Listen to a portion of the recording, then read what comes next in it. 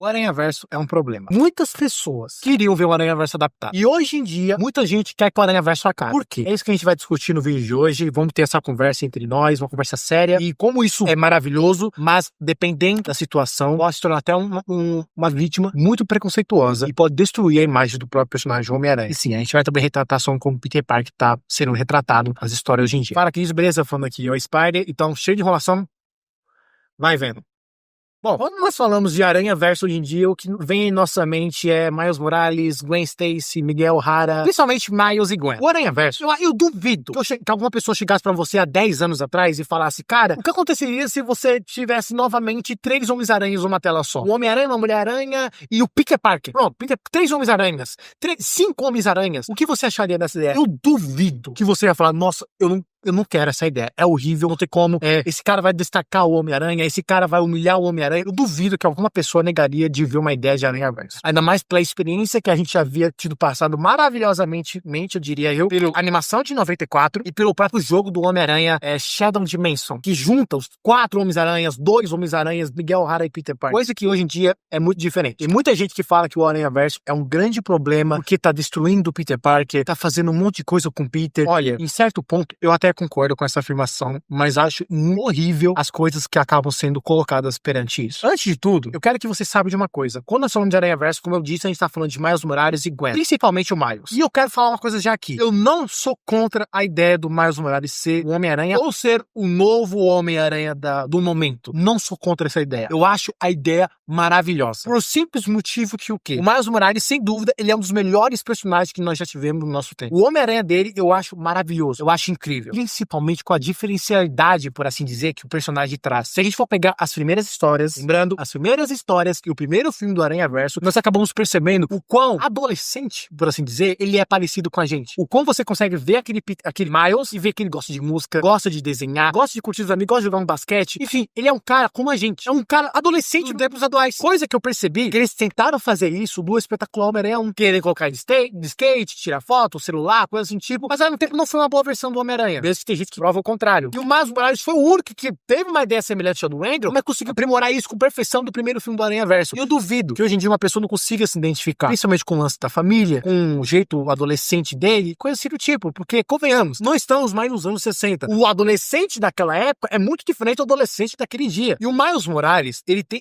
traz essa grande originalidade que eu acho maravilhoso. Mas o grande problema que é retratado nos dias de hoje, e é uma coisa que eu concordo muito, é, por assim dizer, o poder do Miles. Muitas pessoas falam que o Miles Morales ele é poderoso, e essa parte eu concordo. O Miles Morales ele é poderoso pra caramba. A invisibilidade, o choque, o veneno, por assim dizer, é incrível ver aquelas habilidades. Mas o que o pessoal acaba falando é que muitas vezes o Miles Morales acaba se tornando o grande protagonista e que ele tá certo e que todos estão errados. E que ele tá estragando o Aranhaverso. Por um certo ponto, dá pra concordar, mas por outro certo ponto, dependendo da pessoa que tá falando, não se torna mais um assunto de que você gosta ou não gosta do Aranhaverso. Eu acho que está se tratando de um tema muito mais delicado, talvez um preconceito ou até mesmo um racismo. Coisa que aconteceu muito quando ele acabou sendo introduzido na época e diria que tá retornando de novo aos dias de hoje só porque é negro, porque é mulher. Não tô falando que são todos, mas existem alguns argumentos aí que é tipo, não é por causa disso, é por causa de outra coisa. Mas existe um ponto que eu sempre vou concordar e é bem difícil que as pessoas consigam tirar isso de mim. Depende muito da história também, né? Que é tipo assim, a importância do Peter Parker. Esse é um capítulo que eu quero dedicar a isso. A importância do Peter. O Peter Parker, quando a gente vê as adaptações dele no Aranhaverso, a gente acaba percebendo que ele não tem importância. Independente do Aranhaverso 1, ele fez isso com maestria, colocou uma importância do Peter. Mas o Aranhaverso 2, por exemplo, não tá dando importância. Até mesmo as histórias do quadrinho dele hoje em dia. Pega o Amazing e tal, dá um lixo de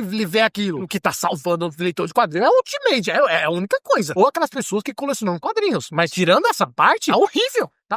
Tirando, descaracterizando todo o Peter Parker e não dando importância pra ele nos tempos atuais, tanto nos filmes, tanto nas animações do agora que saiu recentemente, e, enfim, entre outras coisas. Mas uma das coisas que não tem como se negar, e esse é o que eu acho que é o grande problema do Aranhaverso, e muitas pessoas não tem como se negar, vão concordar comigo. O problema do Aranhaverso é o problema que eles estão adaptando o Homem-Aranha. Eu não vejo problema algum você colocar uma Gwen como protagonista, colocar o Miguel O'Hara como protagonista, colocar o Miles Morales como protagonista. Não vejo problema algum nisso. O problema é o quê? É a importância que eles não estão dando para o Peter Parker. Porque assim, vamos lá. Se existe o Miles, se existe a Gwen, se existe o Miguel, enfim, é por causa que teve um primeiro, teve um Peter Parker. E muitas das histórias que retratam o que aconteceria se o Peter Parker nunca tivesse se tornado um Homem-Aranha, não fosse picado pela aranha, eles sempre retratam no final dessas histórias que, cara, só o Peter Parker podia vestir a máscara. Ele que carrega a responsabilidade, ele que carrega o poder. Por isso, Homem-Aranha. Homem é responsabilidade. O aranha é o poder. Por isso, Homem-Aranha, poder e responsabilidade. Isso, ao meu ver, é um grande sentido do nome Homem-Aranha. E também aquele hífen que eu acabei vendo, que também pode simbolizar a maldição que o Peter Parker carrega por ser um Homem-Aranha. Por ser um aranha. Essas coisas nunca vão desconectar. Um sempre vai levar ao outro. Ser um hífen é um Homem-Aranha imaturo. E uma das coisas que faz que nós se apaixonamos pelo Homem-Aranha, e também que as pessoas estão se apaixonando pelo Homem-Aranha nos tempos atuais, pelos Miles Morales e Spider-Gwen, é a justa causa, por assim dizer, pela maturidade. O Homem-Aranha, Peter Parker, ele se resume, no final de todas as histórias, não por ser o mais forte, mas pela identificação. É a única coisa de eu terminar de ver um primeiro filme do Homem-Aranha de Tobey Maguire, por exemplo, e ver, caramba, eu estou passando por essa fase, terminei a escola, agora eu tenho que trabalhar. Cara, o Homem-Aranha 2, cara, eu tô passando por essa mesma situação. Eu tô carregado, eu tô trabalhando, tô fazendo faculdade, não tô tendo sucesso no relacionamento, eu tô me identificando com a situação. É a história de você se identificar. Assim como nos quadrinhos que a gente se identifica dele ir pro colégio, ele tem uma namorada incrível que é a Mary Jane, construir um relacionamento através pela maturidade, chegar a certo ponto de às vezes ele querer trancar a faculdade porque ele vê que não vai dar tempo. São histórias que no final do dia vão se levar pelo fato da responsabilidade. É o fato de você finalizar uma história e falar, não, Peter Parker não é mais forte, Peter Parker não é sei lá o que, sei lá o que. Não é o poder. O poder é legal, mas é a responsabilidade no final da conta. É você vê uma história e você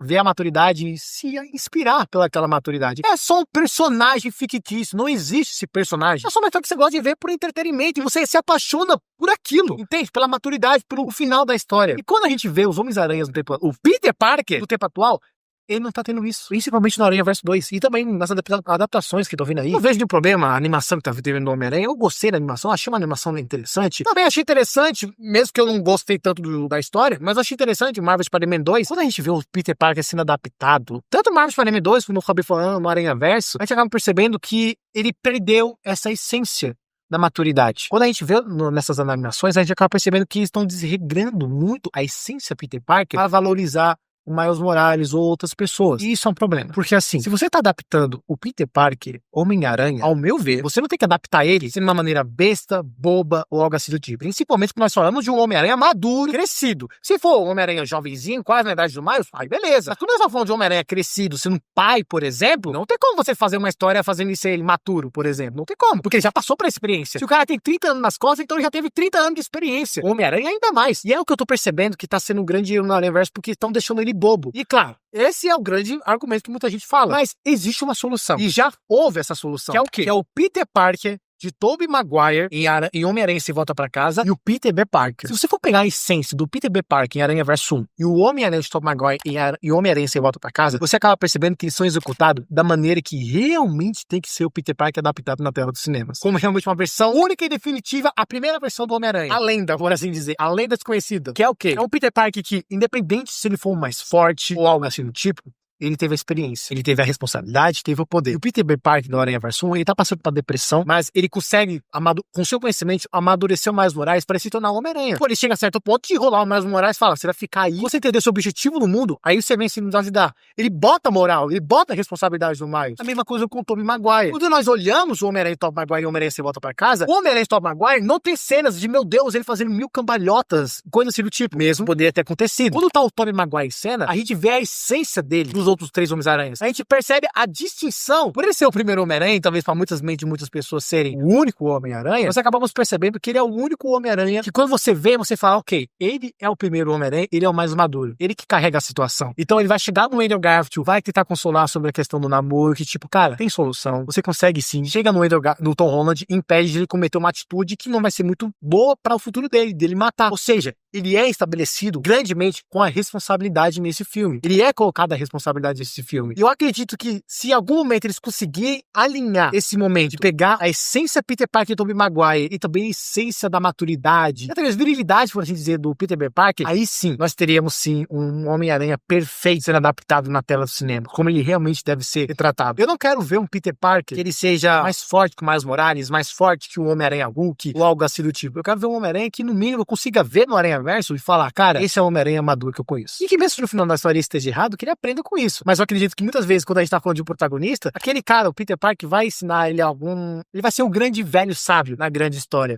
E eu não quero levar em consideração nesse vídeo a importância que o Miles Morales tem e o que a Spider-Gwen tem. Porque, cara, vamos ser sinceros aqui. Se você é fã do Homem-Aranha, é porque você já foi criança um dia. Eu já fui criança, e eu sou apaixonado pelo Homem-Aranha. Até hoje. Eu amo a versão do Homem-Aranha do Tobey Maguire, gosto do Wayne, gosto do Tom, mas no meu coração tá o Tom, né? Eu amo essa versão. Foi por causa que eu era uma criança, eu achava maravilhoso aquilo. Eu ainda acho maravilhoso aquilo. A mesma coisa com você. Você possivelmente leu algum quadril, viu alguma animação do Homem-Aranha. Eu, particularmente, cresci com o Tobey Maguire, animação de 94 e a animação de 2003, o Homem-Aranha Sem Limites. Eu cresci foi com isso. Que depois eu comecei a ler alguns quadrinhos do Homem-Aranha. Eu me apaixonei pelo tom criativo é o Homem-Aranha. O tom legal é ver aquele personagem e por me identificar. Mas a partir do momento que, ainda mais no dia de hoje, onde nós estamos falando sobre representatividade, eu não vejo nenhum problema você ter o Miles Morales e uma Spider-Gwen para realmente mostrar o outro oposto. Porque assim, vai ter gente que vai odiar e vai falar, Gabriel, Spider, você vai estar errado, tem que tirar o Tobey Maguire, tem que tirar o Miles, tem que eliminar o Aranha-Verso. O Homem-Aranha não é uma história que se fala sobre grandes atos heróicos, se fala sobre responsabilidade, amadurecimento e o principal que fez que você se tornasse o grande fã do Homem-Aranha foi a identificação. Então ver o Miles Morales inspirar uma criancinha,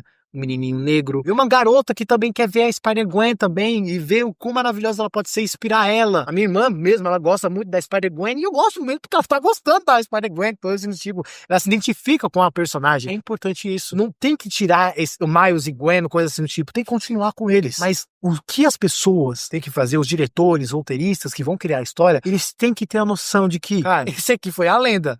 Eu tenho que colocar esse cara pelo menos no grau de respeito. E eu tenho que colocar realmente com a essência dele. Poder e responsabilidade. Principalmente a responsabilidade que é contada no final das suas histórias. Eu acho que se você consegue misturar a essência da sabedoria do Tobey Maguire e também a grande experiência, agilidade e virilidade, por assim dizer, do Peter B. Parker, se você conseguir juntar isso, pronto, já tem um Peter Parker aí. Ele não precisa fazer coisas melomaníacas, pular altos prédios, ter grande força. Se ele conseguir fazer pelo menos o que fez a gente se apaixonar por ele, que foi responsabilidade, identificação, eu acho que já temos um Homem-Aranha definitivo sendo adaptado no Aranha-Verso. E deixa o Miles Morales brilhar. Deixa a Spider-Gwen brilhar. Para que outras pessoas possam identificar. Mas que também veem que aquele velhinho sábio também foi o primeiro. Foi a grande lenda, por assim dizer, que carregou toda essa história. Bom, eu queria saber muito a sua opinião sobre isso, né? Esse foi um vídeo teste, uma conversa que eu queria ter com vocês. Lembrando, eu gosto muito da versão do Miles, da Gwen, mas não nego que também não posso negar que sim, a versão Peter Parker está sendo muito complicada nos dias de hoje. Eu queria saber sua opinião.